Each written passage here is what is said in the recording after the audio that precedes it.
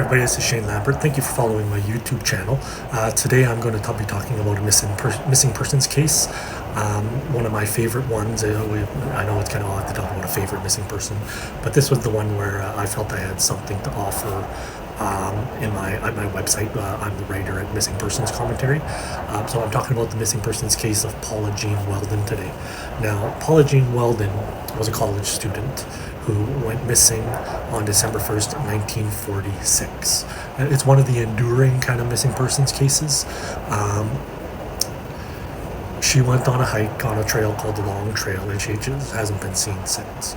Now, I did quite a lot of research on this case, primarily using newspaper archives and original journalism from the time of the disappearance. I remember at the end of this research and at the end of my publishing my article, I came to the opinion that she most likely disappeared due to dangerous hiking techniques. The other scenario is hitchhiking. She was hitchhiking that day. But I'll talk about, most people will gravitate towards disappeared due to her hitchhiking, because hitchhiking is so dangerous and so commonly associated with missing persons. But that I will acknowledge a strong possibility. But I was 60-40. And the reason I'm 60 to dangerous hiking techniques is something I looked at in my article. Now, firstly, a recap. She was last seen December 1st, 1946. She had left her college and told people that she was going to the Long Trail. Now, she was spotted after that. She hitchhiked to the Long Trail. But the person that gave her a ride did not abduct her because she was seen after he dropped her off. So at 2:45 p.m. on December 1st, there was an individual named Lou Knapp. He claimed that's who picked her up hitchhiking. He claimed he dropped her off at Route 9, and she headed in the direction of the Long Trail. About a half an hour later, there's a report that someone named Ernie Whitman met her in an area called Woodford Hollow, and he directed her toward the Long Trail. So we're at about 3:15 p.m. that day, on December 1st, 1946. Other residents of this area claim they saw her at a place called Faithfuller Camp, which is a shelter on the Long Trail. Lastly, an 80-year-old named Walter Mould, M-O-U-L-D, claimed he saw her thumbing a ride, but there's an indication that she was seen after this by those on the Long Trail as well. So what I discovered in my research was, when she was last seen, she was on the Long Trail, and she was still looking for the trailhead, or she was looking for the trail to hike. Now, that should raise some alarm bells. It's December 1st. We're talking about a very northern location in the USA. That said, it's not like she's in the Yukon or the Northwest Territories where it's dark all the time. But I looked up the times that the sun was going down at that time of year. I didn't find the sunset for the exact day, but I found in the newspaper from the day before, they had published what time the sun was going to set back at that time, or the day after. And basically, when she's looking for the Long Trail, it's getting dark. So, you start with the fact that this individual who was relying on other people's advice on how to find the trail, that means she's already lost before she found it. And when you start with that premise that she was lost even before she got to the trail, you can see how it's probably dangerous hiking techniques that has something to do with this. She was not familiar with the area that she was going hiking with, and it's almost dusk. It gets very dark at that time of year very quickly, and that put her in a very dangerous spot. Now, nothing about her plans were smart. Now, I don't mean to be too critical of her. She was 18 years old, okay? I've done stupider things. I'm an avid trail hiker, and I've been lost before. and not so lost that I was in any kind of state of panic or anything like that. But I've been a little bit disoriented. What can happen on these trails? They curve and bend so slightly that you think you're going north, but over an hour, you're actually headed east, maybe, or even southeast. And that can confuse you. And if you are turning back to find your way back, everything looks a little different in reverse. So there's some dangers there. It's not as simple as turning around and going home, especially if you went one way in the light of day and came back in the dark of night. The forks look a little different and everything like that. She didn't bring any food or warm clothing. From what I said, maybe she didn't even have any water. Now, there was a snowfall that night. Now, if you're hiking without water in the snow, you have to eat the snow, to stay hydrated. If you're eating snow and you're not dressed warmly, your body temperature is going to plummet. So what I kind of put together here was that she likely went into the forest. She was lost to begin with. So let's not talk about her getting lost. She was lost to begin with. Went deep on the trail, most likely. Then it starts to get really dark. Maybe that caught her off guard. Turns around. Things look different in reverse. So any forks that she had taken, now she doesn't know if she should take them or not. If she doesn't have a flashlight, she doesn't have hope. And I found no evidence that she did have a flashlight. It snows heavily that night.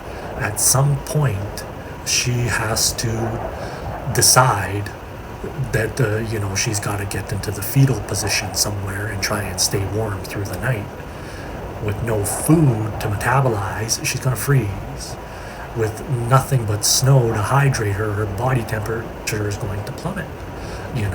She is dealing with lethality here without even looking at the possibility of bumping into wolves. I don't know if there's cougars in that area or not, but she could easily freeze to death.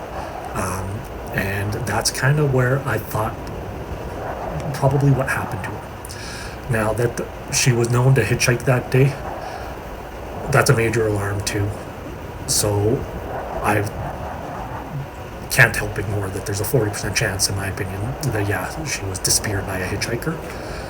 But the balance of my conjecture was that her hiking techniques were so dangerous that she could have died.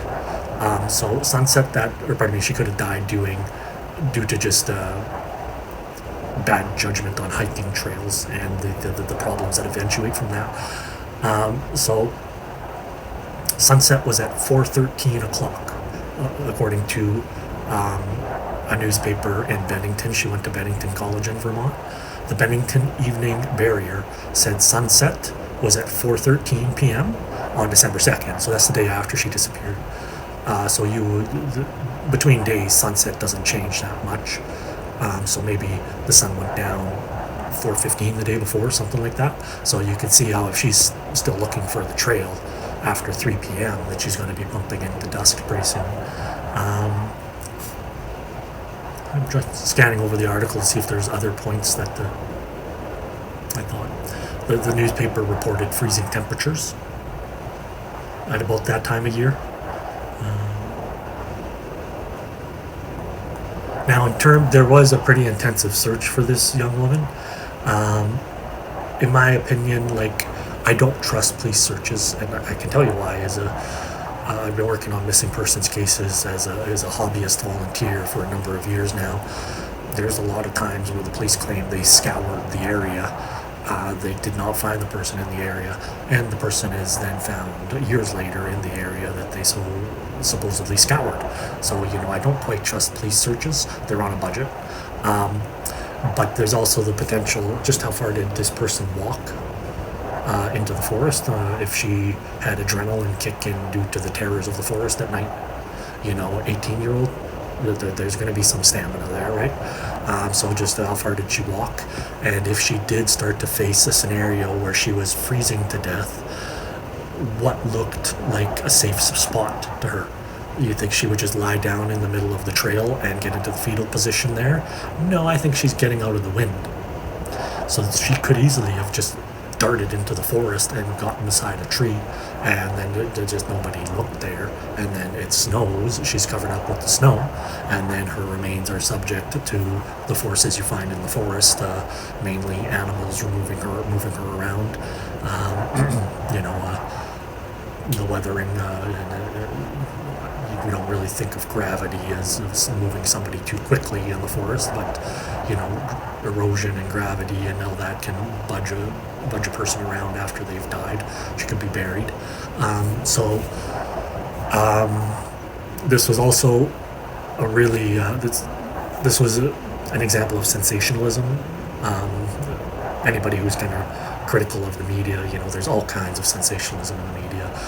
Paula Jean Welden was seen everywhere after the media ran away with this 18-year-old blonde college student gone missing, and there's all kinds of she was spotted in Quebec and all these things. That all appeared to be fluff in my opinion. That's not a rabbit trail I recommend you going on. Let me see.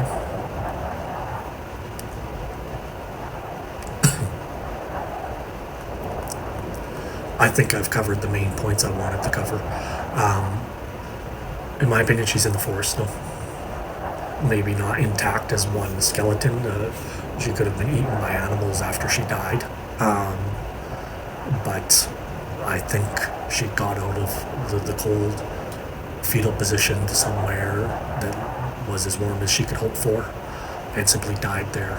And that was in a hot, hidden spot because she didn't want to just lie down in the middle of the trail. And the police simply did not look everywhere because they can't. And then almost 80 years later now, just the forces of the forest have probably moved her around.